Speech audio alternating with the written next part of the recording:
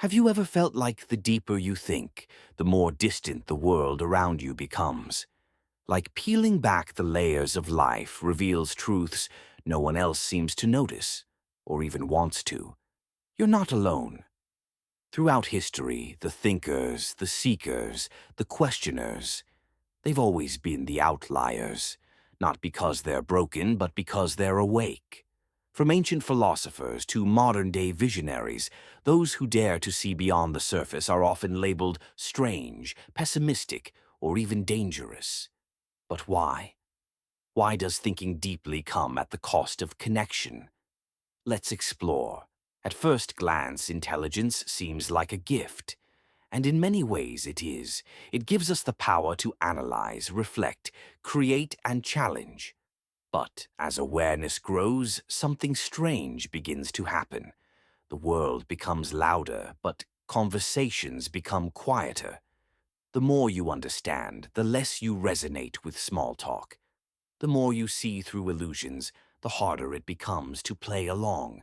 It's not arrogance. It's a craving for something real in a world that thrives on comfort and illusion. But society isn't built for depth. It's built for cohesion. And deep thinkers, they shake that foundation. When someone is stronger, we admire them.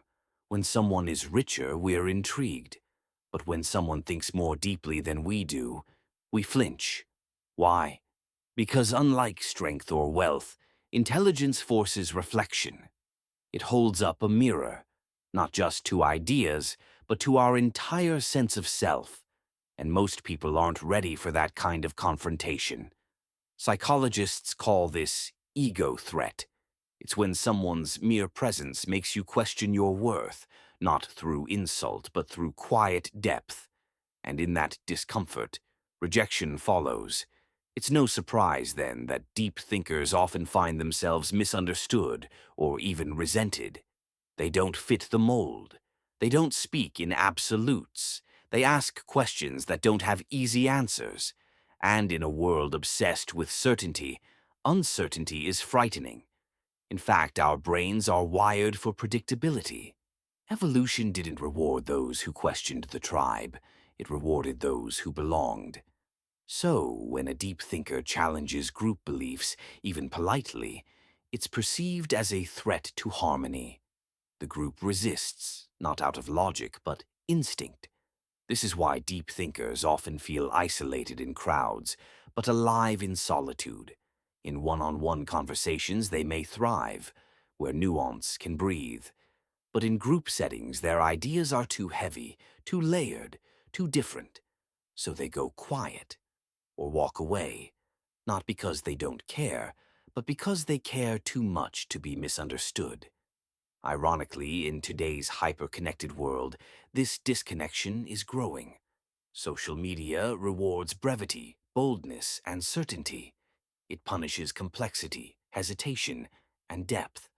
As a result, those who seek truth are buried under noise.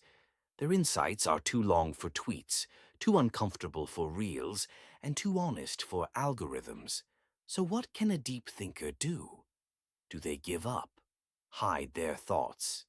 Number.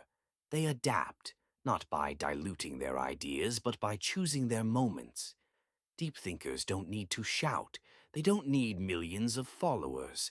They only need a few minds willing to go beyond the surface.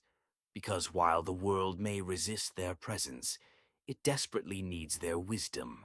So if you've ever felt alone in your thoughts, if you've ever questioned your place in a world that seems allergic to reflection, remember this: you're not broken.